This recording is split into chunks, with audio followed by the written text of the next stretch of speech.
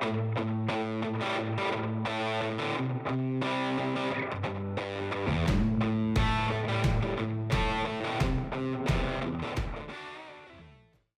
y'all, I'm Lauren and welcome to Cantina Cast. Today I am talking about Tears of the Nameless written by George Mann. This is the second young adult novel in the High Republic Phase 3 and this was published on September 24th of 2024. I am overdue for covering this book. I've been meaning to get to it for a while, but as I'm sure y'all are aware, when you get behind on High Republic, it can be a bit of a task to catch up. And that is what happened to me.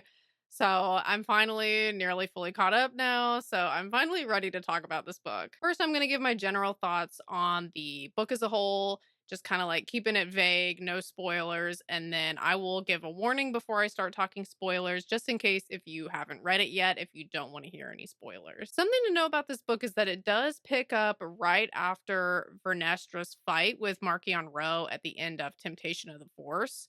So it doesn't feel like much time has passed once we get into this book. We're pretty much just picking up right where we left off, getting back in the action. Now, one thing to keep in mind about this book is that for better or worse, it is a little bit repetitive. And that is something that I've actually talked about as a positive thing with High Republic books in the past, because I like it how if you're not reading all of the High Republic books, you do get the blanks filled in with the stuff that you do read, or if it's been a while since you've read something, then the author does a really good job of refreshing you on that past information so you're not having to like relearn everything. Even though I've talked about that as being a good thing in the past, for some reason with this book, I was kind of just like, I'm starting to think it's kind of a me thing because I don't think that George Mann really did anything that other books haven't done in terms of like the recapping and the like kind of going back over information. I think it's just the fact that I'm kind of ready to have this resolved, that it kind of makes me a little bit less patient through the like re-going over stuff. I don't blame George Mann for that. I really think it's just that I'm kind of ready to like get some answers, get some progress, get this resolved, that I'm now at a point where I'm kind of like, okay, I don't really want to go back over like stuff that I already know. So if you feel like that, like if you can relate to what I'm talking about, then just something to keep in mind when we get into this book. There is a lot of that at the beginning. But I will say this book did remind me a lot of the experience that I had when I read Temptation of the Force. The reason I say that is because Temptation of the Force, in the first half of Temptation of the Force, I felt like we weren't really making a whole lot of progress. And then the second half of the book was like a lot of progress and I was really hooked in. And that's what happened with this book as well. First part of the book, I was like, what are we doing here? Like, let's get this going. And then once things started happening, they really started happening. So that's just something else to keep in mind too, that if you've started this and you're kind of like, I don't know, like, where are we really going here? Stick with it because it is all going to come together at the end. But all that being said, if you've been keeping up with the High Republic, this is a must read. There is a lot of stuff that is explained in this book. And I mean, like, some really key stuff that we've been waiting for since like phase 1. I'm sure that this stuff will be re explained at some point, but I feel like there's some really, really important stuff that happens in this book that if you just get it explained back to you, you're going to kind of be like, I feel like we needed to see that on the page. That's at least how I would feel. So I do think this is a must read. If you've been following High Republic, you've already made it this far. You might as well read this book too, because we get some big questions answered at the end of this. And we get some questions answered at the end of every High Republic book.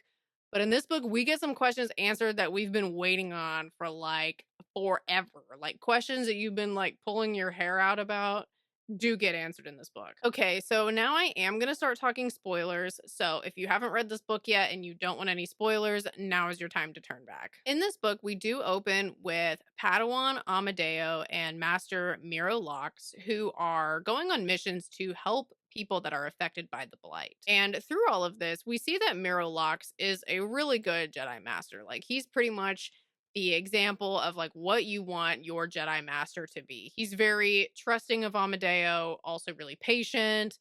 They just seem like they have really good back and forth, like knows when to push, knows when to not push. I mean, he's just like pretty much as good as it gets when it comes to your Jedi Master. We also pick back up with Affy, Leox, and Geode in this book, which I was so happy about. They're some of my favorite characters. I loved them so much in Into the Dark, the Phase 1 young adult novel by Claudia Gray. Those characters were like huge highlights of the High Republic for me, so I was really glad that they were in this book. What they're doing now is helping to smuggle stuff in and out of the occlusion zone, also helping to transport Jedi Masters wherever they need to go during this whole conflict with the Nihil. And at the beginning of the book, they drop off Jedi Master Eve Byer and her Padawan Zaph on a planet to do a mission. And the original intention is that they're going to go pick them back up when the mission is over. We also pick back up with Comac, which I was really happy about that as well because I've been wondering about this character ever since the end of Phase 1. So he did leave the Jedi Order after the fall of Starlight Beacon, which happened back in Phase 1. We do get a pretty good overview of what exactly he's been up to. While he did leave the Order, he still is doing a lot of research on the Nameless and trying to get information that's going to help the Jedi. So even though he decided to leave, he obviously still cares deeply about the success of the Jedi Order and the success of the Jedi that he is close to. He has a pretty good lead in his research about the Ptolemites civilization, which is a really ancient civilization that they were all Force users.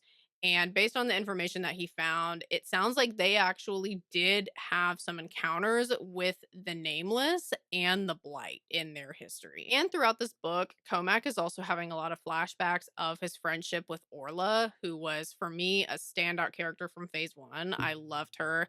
And I was so sad that she didn't survive Starlight Beacon. We see a lot of flashbacks of his friendship that he had with her back when she was alive, just the ways that he learned from her. And in a way, he's kind of still learning from those instances because with everything that he's going through right now, you can see how he's thinking back on things that she told him and advice that she'd given him before, and he's still applying it to the current situation. A lot of these conversations that he's reflecting on have to do with how Jedi handle fear and how he's having to kind of relearn that sort of concept with what he's going through now. We also follow Wreath in this book, who is researching the Nameless and the Blight. He's in the Jedi Temple on Coruscant. He's been there for a while, it feels like, and he really is not making a whole lot of progress. This is one of the parts of the book where I felt like we were getting kind of repetitive, which I understand the reason for it. So, I mean, no shame on that. It was kind of like, please, Wreath, please, for the love of God, do not tell me something I already know. Like, he's in this lab all day long, and the main information that we're getting at first is information that we as the reader already know. He's, doing the scientific method and all that, trying to piece all this together. So that part was a little bit tedious for me, where I'm just like waiting for Wreath to discover something, but it makes sense that it is like a process that he has to go through and it's not going to just happen immediately. Eventually, Amadeo helps him since Amadeo has all this experience with the Blight firsthand. And once Amadeo helps him, they do start making a little bit more progress together. Wreath is also still working with Aslan Rel, who is still in his kind of like prison. Like, he's kind of being kept in jail in the Jedi Temple, but his jail is like an actual room.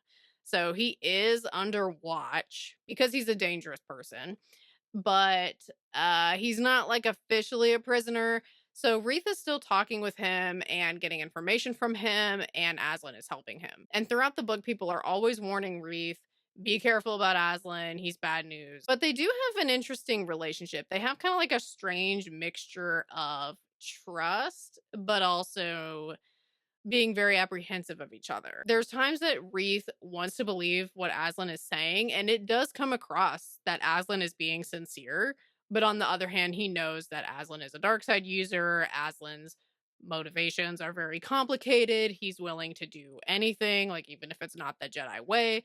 So it's complicated for the both of them. There actually were some moments of this that kind of reminded me a little bit of Anakin and Palpatine, where there's a concern that Wreath is going to fall victim to Aslan's influence, much like Anakin fell victim to Palpatine's influence. There are a lot of differences though. Like I wouldn't say it's like an exact imitation of that relationship, but there were some moments that kind of reminded me of that. In Reith's research, he also comes across that same Ptolemite theory that Comac did. Reith brings this to Aslan. Aslan confirms that he came across the same thing too back when he was originally researching all this for the first time. So it sounds like the Ptolemites are going to be important, so Reith decides to present this finding to the Jedi Council. He also presents his findings about the Blight and the Nameless and how they're probably related. The Jedi Council ultimately decides, like, okay, we need an actual Nameless to study. This is something that was brought up in the most recent middle grade novel where they actually do catch a Nameless and bring it back to Coruscant. It sounds like that middle grade novel and Tears of the Nameless are kind of happening like at the same time. We also in this book are following a character named Sycorax, who is one of the Children of the Storm. The Children of the Storm are Baron Boolin's nihil, like evil mad scientist experiments where he's taking force sensitive people and injecting them with nameless blood, and it's like creating a monstrosity. That's really the main thing you need to know. It's a monstrosity. It's bad. It's really disturbing. George Mann did an excellent job of getting into Sycorax's head in a way that was like super unpleasant and uncomfortable. And Sycorax's job is to hunt Jedi, and he has a couple of nameless that he does this with. And unfortunately, he kills Padawan Zaph and Master Eve Byer. Those are the Jedi that Affy and the vessel crew had dropped off earlier in the book. Actually, he doesn't kill Eve Byer. He takes her prisoner and he's going to use her for further experiments for Baron Boolin's messed up stuff that he's doing. So Eve Byer is alive, but Zaph was killed by the Nameless. And Sycorax is hunting Comac as well. Even though Comac isn't technically a Jedi anymore, that's not really relevant to Sycorax. It's a force sensitive that they know is like traveling around, so Sycorax is trying to hunt him down. Also, when we're in the POV of Sycorax, you can tell that the Nameless they seem like they're kind of going crazy. Like they're not really doing well psychologically or physically. They're in very poor health. They're starving. It almost seems like they can't get enough to eat, and they also are like starting to attack each other. It's like it's not good what's happening with the Nameless. They are really just not doing well. There is an encounter that happens between Sycorax and Comac. During this encounter, I think this is not confirmed. This is just me speculating. I think that Orla's Force Ghost might have been speaking to Comac. Comac can feel the presence of the Nameless. It's really scary. He thinks that he's about to die.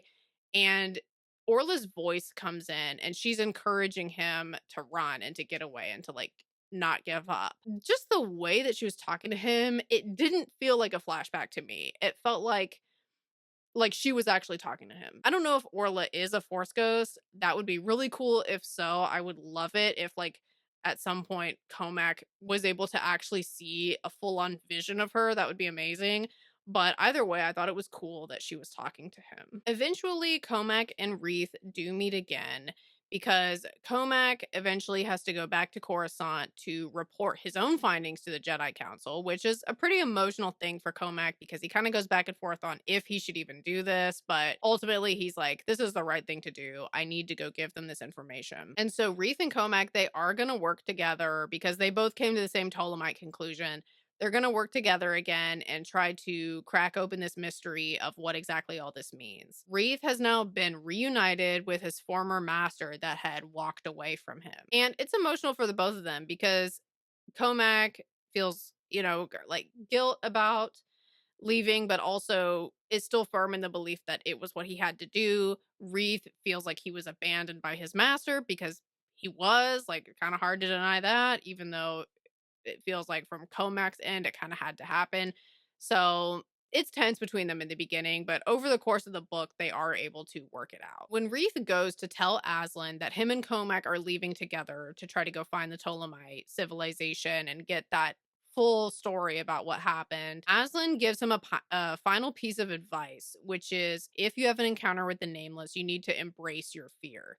And this is something that has been hinted at before from Aslan, that fear and like connecting with the fear and understanding your fear is going to be the key to dealing with the nameless and like being able to survive an encounter. Affy and the vessel crew, they take Reef and Comac on this mission. It's during this trip while Reef and Comac are on the vessel that they do have a conversation where the two of them are able to be honest with each other about how things ended between them and how to move forward. That was a pretty powerful conversation because, I mean, you can see where both characters are coming from. Like, even if you don't agree with Comac's decision, you can still see where he was coming from and you can still empathize with him. At least that was how I felt when I read that conversation. So I thought that was a really well handled conversation where we are able to see where both characters were coming from and empathize with both of them and see them like make sense of where they ended up having to leave off on their master and apprentice relationship. Once they reach Tolis, which is the homeworld of the Ptolemites, this is where like a lot of information comes out that we have been waiting on for a long time. It is confirmed that the Ptolemites did take the Nameless from Planet X, which we learned in phase 2 that that is the homeworld of the Nameless, and the presence of the Nameless on Tolis outside of their homeworld is what created the blight. That's another thing that has been hinted at repeatedly, but we never really got like a confirmation about how exactly the Nameless and the blight are created. But basically, what we learn in like a simplified version of how it's explained is that the presence of the nameless outside of their ecological system that they're supposed to be part of, that is what created the blight and made it spread and everything got all messed up. And the Ptolemites learned that the only way to stop the blight was to take the nameless back to planet X because the blight was a result of like the eco balance getting all messed up by the presence of a force eating creature where it's not supposed to be. We also learn that the rods that we see Markion Row using and that we see people using in phase 2, the rod of power and the rod of seasons, those rods were created by the Ptolemites to control the nameless when they were taking them back to planet X to return them back to their home planet. And it sounds like there is a missing third rod that I'm expecting the Jedi are going to try to find so that way they can round up the nameless and return them. Meanwhile, while all of that is going on with Reeth and Comac on Tolis, we do have Amadeo and Master Miro Lox. They are sent on a separate mission to try to catch a live nameless. Unfortunately, that mission goes horribly wrong and Miralox is killed. So Amadeo's devastated. Honestly, I was devastated too because Miralox was just like such a great Jedi master. It really sucks that he had to get killed off. And it also sucks too that the mission didn't even like it wasn't even successful. He got killed and they ended up having to ditch the mission and it just was like it just went horribly wrong. But Amadeo also realizes that the Nihil are going to go after Reeth and Comac next. Basically, long story short, they receive some information that Bulin knows that Reeth and Comac are on Tolis and is sending Sicarus to Tolis. So Amadeo and the crew on that mission, they decide to cut their losses and go help Reeth and Comac. So that requires Amadeo to really be strong because his master was just killed. He's absolutely devastated, but he knows that he has to go help his friend before he can like fully grieve that loss. So that results in everybody coming together on Tolis. So Reeth, Comac, Sicarus, Affy, and the vessel crew, and Amadeo and that crew from that mission, they all end up on Tolis together. During a big fight that happens between everyone, Affy does manage to rescue Master Eve Buyer from Sicarus's ship. So that Jedi does thankfully end up being okay. Also during this fight, one of the Nameless eats Sicarus. So further evidence that the Nameless are turning on the Nihil. They're not getting enough sustenance from the Jedi that they're being fed. Um, they're not doing well. So yeah, the Nameless turns on Sicarus and eats him. And also during this fight, when Reeth has to face off with the Nameless, he decides to not take Aslan's advice. He's able to stay strong in the face of the Nameless for the sake of his friends. That's really what ends up getting him through it, is just knowing that he has to do this for his friends and also being able to lean on the fact that other people are there to help him. So everyone does manage to escape toeless and ends up coming out of the situation okay from that big fight. And they got what they came for too. So Wreath and Comac, they did get the information that they needed.